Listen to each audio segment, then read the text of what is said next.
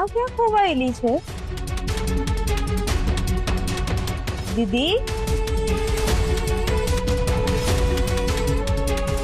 દીદી,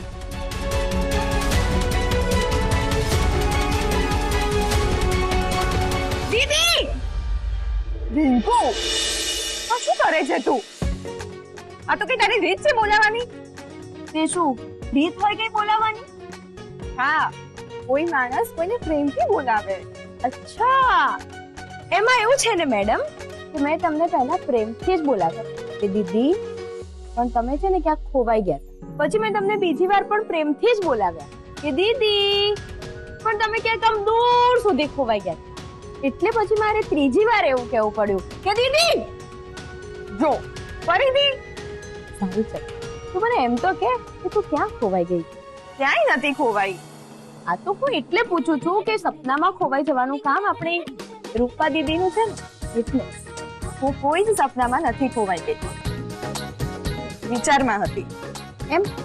કોના વિચારો? સિદ્ધાર્થના.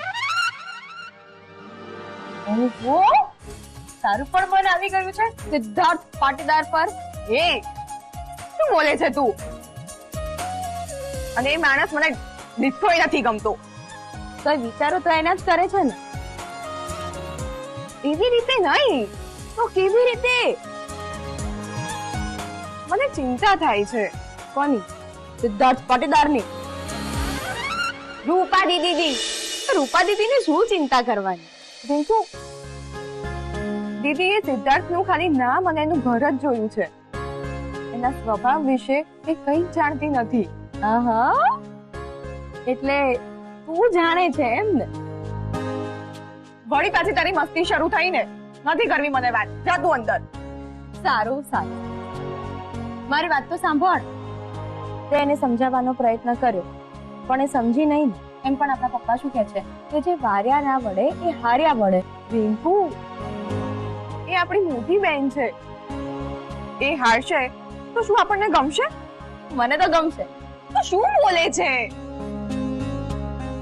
જો તું ગમે તેટલું સમજાવીશ પણ રૂપા દીદી માનવાની તો નથી. અને જે ના માને એને મનાવવાનો કોઈ અર્થ નથી. એકવાર પડશે ને તો ખબર પડશે કે કયા ખાડામાં પડી છે. પોતાના પડે તો એમાં આનંદ ના થાય રિંકુ. અને રૂપા એ આપણી દીદી છે. જો એ દુખી થશે તો હું પણ દુખી થઈ જઈશ. તો તારે દુઃખી જ થતા રહેવું પડશે, કારણ કે રૂપા દીદી સમજવાની તો છે જ નહીં. બસ ભગવાનને એ જ પ્રાર્થના છે કે મારી દીદીના જીવનમાં ક્યારેય કોઈ જ દુઃખ ના પડે.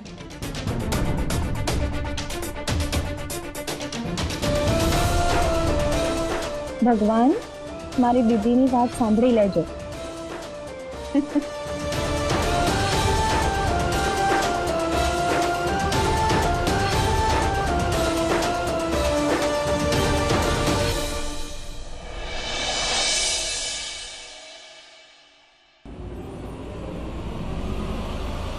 બોલ. તીર મારી દીધું છે. તીર મારી દીધું છે તો લોહી પણ નીકળશે. વન્નાપુન્ના પગ નેચાથી જમીન તો સરકી જઈશ, હવે એમના હાથમાંથી પૈસા પણ સરકી જશે. પણ મને એક વાત નહીં સમજાય, વન્નાબુન આટલા બધા રૂપિયા લાવશે ચોથી? રાણા તારી વાસળીમાંથી કેમ એકનો એક સૂર નીકળ્યા કરે છે? યાદ રાખ, ડૂબતો માણસ બધે હાથ મારે. પૈસાની વ્યવસ્થા ક્યાંથી કરવી એ વંદનાબેને વિચારી લીધું હશે. હું એ બાઈને પૂરેપૂરી ઓળખું છું. એ પોતાની જાત વેચીને પણ પાટીદાર પરિવારની જાન એના આંગણે લાવશે. એવું થવું તો જોવે, કારણ કે 25 લાખ મારા મનમાં એવો ગોઠવાઈ ગયા. મારા 25 લાખ ના ભૂલતો. હા, રાણા પૈસાની લેવડ દેવડમાં કૂતરા જેવો છે. કૂતરા જે વફાદાર. બસ તો વંદનાબેન ઉપર બરાબર દબાવ રાખજો. લગ્ન નજીક છે, તૈયારીઓ ચાલુ છે અને એ પહેલા આપણે પૈસા લઈ લેવા પડશે. દબાવ તો એકદમ બરાબર જ છે. બસ હવે વંદનાબેન નો ફોન આવે એની રાહ જોઉં છું. સારું, બાય.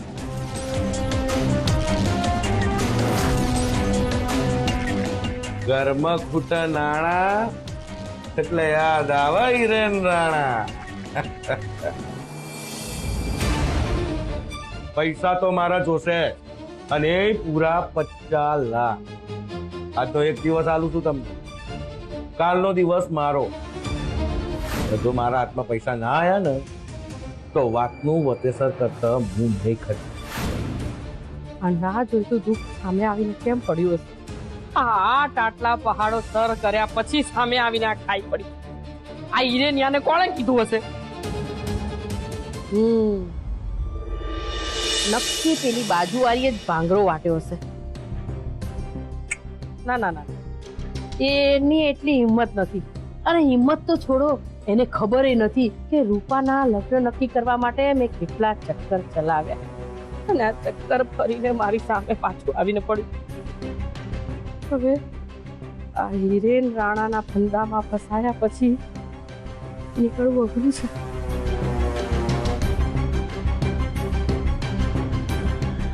અરે 50 લાખ રૂપિયા હું ક્યાંથી લાવીશ? કેવી રીતે હું વ્યવસ્થા કરીશ? જે થવું હોય થાય, હું ના પાડી દઉં, એને જે કરવું એ કરી. એ તો તમને પહેલા જ કીધું, જો નહીં મળે નાણા તો છોડશે નહીં આ હિરેન રાણા. પણ હું ક્યાંથી લાવીશ આટલા બધા પૈસા? સ્વાતિ, અરે આવડા મોટા ઘરમાં સંબંધ વધ્યો છે તો એ જે ખોટો હાથ મારી લેવો હતો ને, કેવું કઈ રીતે થાય? હું એ લોકો પાસે કઈ રીતે પૈસા માંગુ? એટલે જ મેં જે હાથતું હતું એ બધું કહી દીધું. તમને મારી દીકરી કે મારા તેમાંથી કોઈની ચિંતા ના થઈ? મહારાજને તો આખી ઘટનાની ખબર જ નહીં, અને તમારી દીકરીની ચિંતા તો તમારે કરવાની હોય ને. હિરેનભાઈ, તમે આ બહુ ખોટું કર્યું છે. મારો કાળિયો ઠાકર તમને છોડશે નહીં. વન્નાબેન, ઠાકર હવનો છે એટલે આ બેઈમાનીની વાતમાં ઇન્ન વચ્ચે ના લાવો ને તો સારું છે. અને ચોરના ઘરમાં ચોરી કરવામાં વધો જ છે. ચાલો હેડો, આવજો. જય શ્રી કૃષ્ણ.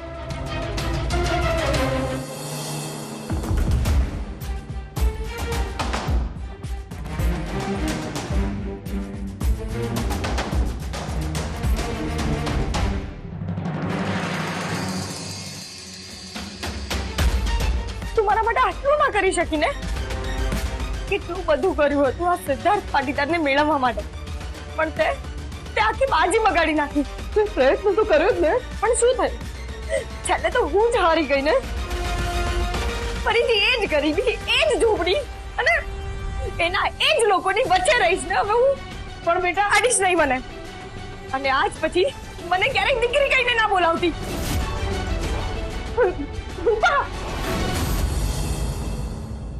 નહીં નહીં નહીં નહીં, હું આખો બનાવેલો મહેલ તો આમ નહીં જ તૂટવા દઉં. મારે કોઈક રસ્તો તો શોધવો જ પડશે. વંદના,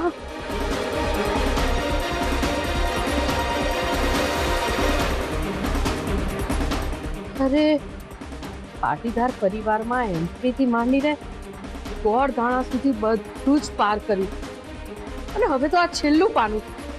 કંઈ પણ કરીને મારે પાર તો પાડવું જ પડશે. અરે પણ કઈ રીતે? આ ઘર તો મેં વેચી દીધું છે. હવે હું મારી જાતને વેચી દઉં તો થાય.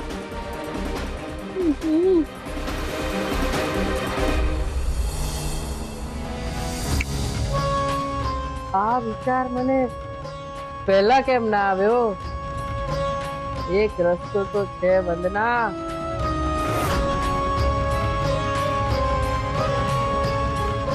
સરસ્વતી પૂજા ભંડાર.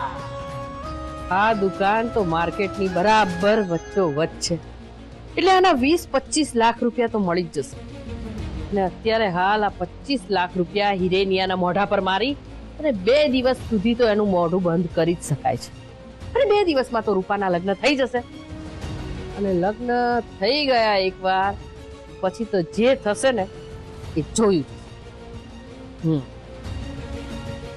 પણ સ્વાતિ આના માટે માનશે નહીં. સ્વાતિને ગમે તેમ કરીને મનાવી તો પડશે જ.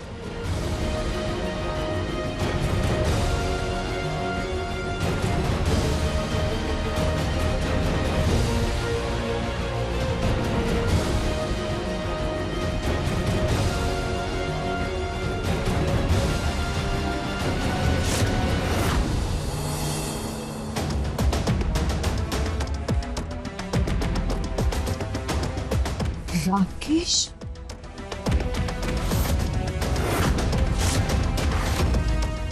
આવ રાકેશ.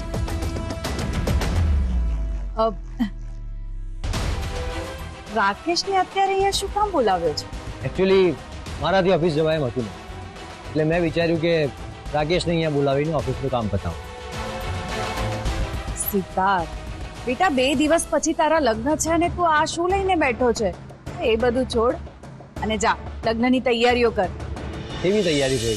હું કંઈ પણ કામ કરું છું તો મોમ મને એવું કહે છે કે મારે મારા મેરેજમાં કોઈ તૈયારી નથી કરવાની, બધી જવાબદારી તમે લોકોએ સંભાળી છે. So what do I do? એટલે મેં ઓફિસનું કામ કરવાનું વિચાર. તારા લગ્ન છે સિદ્ધાર્થ અને તારે કોઈ કામ નથી કરવાનું. ઓકે ઓકે, નહીં કરું બસ. કોઈ આ કામ થોડું ઇમ્પોર્ટન્ટ છે એટલે એ તો બતાવવું પડશે ને. અરે એવું તે કેવું કામ છે કે અત્યારે જ પતાવવું પડે? અરે થોડો હિસાબ ચેક કરવાનો બાકી છે, બસ એકાદ કલાકમાં પતી જશે. એ હું ચેક કરી દઈશ, તું જા. એ પણ કોઈ સિદ્ધાર્થ લગ્ન આંગણે આવીને ઊભા છે અને તું કામ કરે ને એ યોગ્ય ના લાગે. એ કામ તો આખી જિંદગી રહેવાનું છે. અત્યારે તારો સમય છે, એને માંડ. હિસાબનું હું જોઈ લઈશ અને પછી તને જણાવી દઈશ. ઓકે હોય, તમે ચેક કરી લો. એમ પણ હિસાબ હું ચેક કરું કે તમે ચેક કરો, વાત તો એક જ છે ને. Carry on and thank you so much. Bye Rakesh.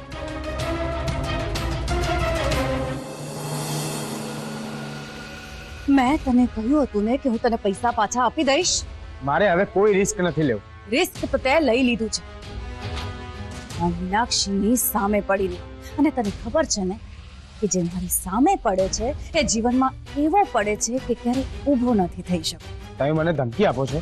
મારે મારું પણ જોવાનું ને. મેં જ્યારે તારા ગફલા સાચવ્યા ત્યારે તો તું આવું નતો કે. હા, પણ હવે પાણી નાકની ઉપર જતું રહ્યું છે.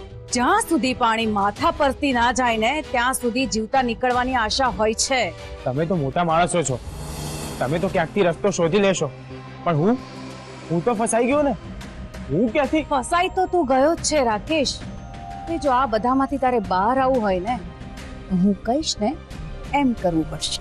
ના, હું એવું કંઈ નહીં કરું. મારે તમારા કોઈ પાપમાં ભાગીદાર નથી થવું. સિદ્ધાર્થની જાણ બહાર રાહુલને પૈસા આપીને પાપ તો તે કર્યું જ છે. હવે આ વાત સિદ્ધાર્થ સુધી પહોંચે ને ત્યારે રાહુલનું જે થવાનું હોય થાય, પણ એ પહેલા હું તને જેલના સળિયા પાછળ ધકેલીશ. તારું ઘર અને તારો પરિવાર રઝળતો કરી દઈશ. આ શું બોલો છો તમે? ધમકી આપું છું. અને તને ખબર છે ને કે મારી ધમકી ક્યારેય ખોટી નથી પડતી. તો બોલ, પાપનો ભાગીદાર થઈશ કે નહીં? ઠીક છે, તો પછી થઈશ તમારા પાપમાં ભાગીદાર, પણ એના માટે મને પણ ભાગ આપજો.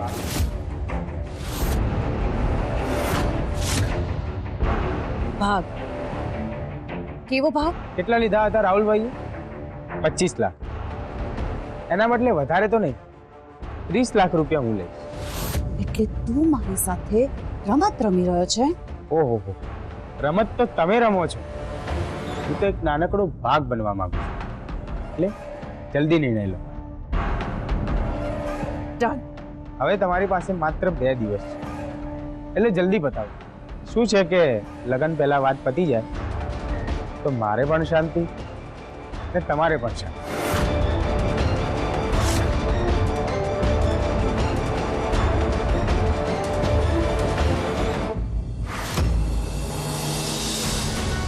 ખિસ્સામાં પૈસા ના હોય ને અરે મગતરા પણ માસ્તર બની જાય છે. પણ કઈ વાંધો નહીં, શાંતિ તો હું તારા જીવનમાં આ જીવન માટે લાવી દઈશ. બસ એક વાર વંદનાબેન પૈસાની વ્યવસ્થા કરી નાખ. સહીની ચિંતા તમે ના કરશો, સ્વાતિ પાસે સહી તો હું કરાવી લઈશ. બસ તમે નાથુભાઈ સાથે વાત કરી લો. ના ના, અરે એમની ઈચ્છા તો 100% છે. હા, તો પૂછીને જણાવો મને. હો માં,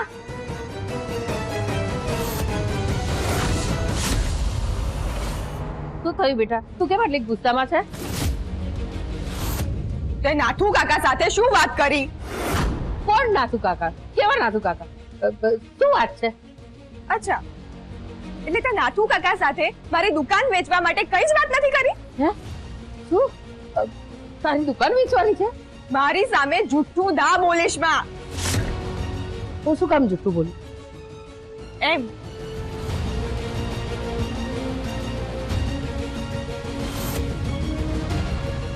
તો આ શું છે? શું છે આ? સરસ્વતી પૂજા ભંડારનો દસ્તાવેજ છે આ. આ દુકાન મારું જીવન છે. તું આને વેચવાનું કેવી રીતે વિચારી શકે? બોલ, આવું કેવી રીતે વિચાર્યું તે? કારણ કે મારે મારા બધા જ સંતાનોના ભવિષ્યનું વિચારવાનું હોય છે.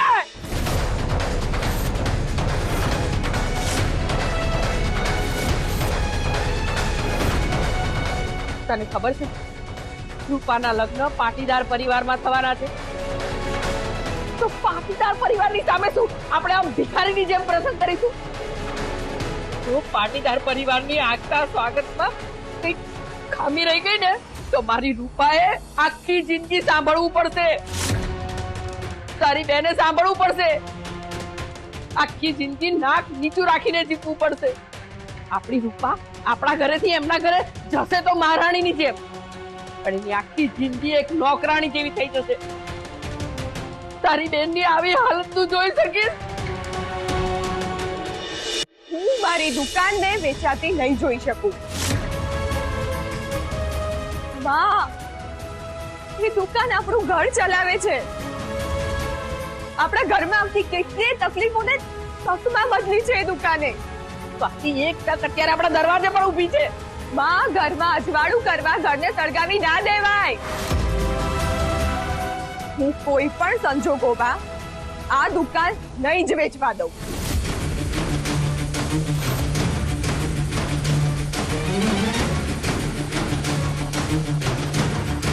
સ્વાતિ,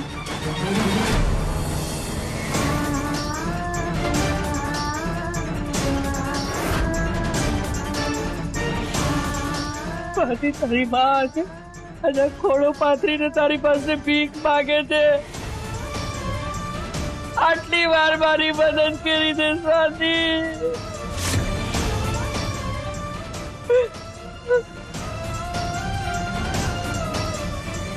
ભગવાન સ્વાતિને સદબુદ્ધિ આપ અને એના મોઢે બોલાવી દે કે એ દુકાન વેચવા દેશે.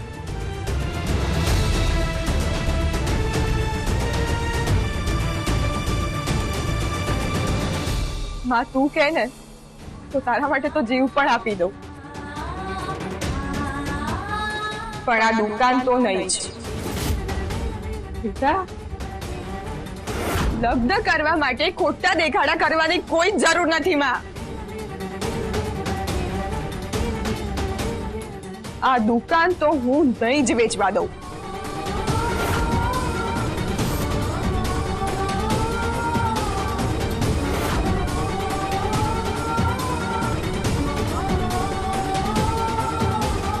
હે ઠાકર, હવે હું શું કરીશ?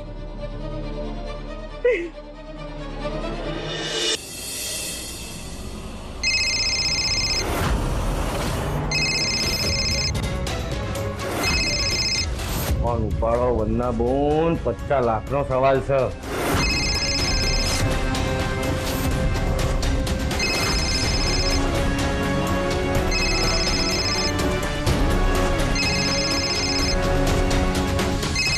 હવે આને હું શું જવાબ આપું?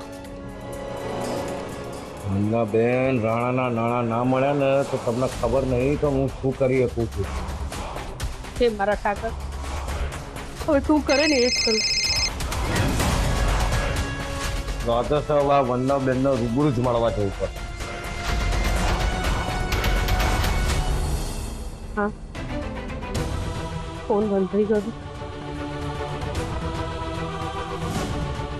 હે ઠાકર, આ ના જોઈતી મુસીબતમાંથી મને બહાર કાઢો, નહીતર મારી દીકરીના લગ્ન અટકી જશે. ઠાકર, રહો તો બળવાન છે, સમય સાથ નથી આપતો. આવતા 2 વર્ષ સુધી લગ્નનો કોઈ યોગ નથી. ત્યાં કાંઈ એ વિઘ્ન તો નહીં હોય ને જેની વાત પંડિતજી કરતા હતા? હે ભગવાન, પૂજા પાઠ હોમ હવન જે કરવું પડશે ને એવું કરીશ, પણ મારી દીકરીના લગ્નમાંથી આ હિરેન નામનો પથ્થરો કાઢી નાખો પ્રભુ.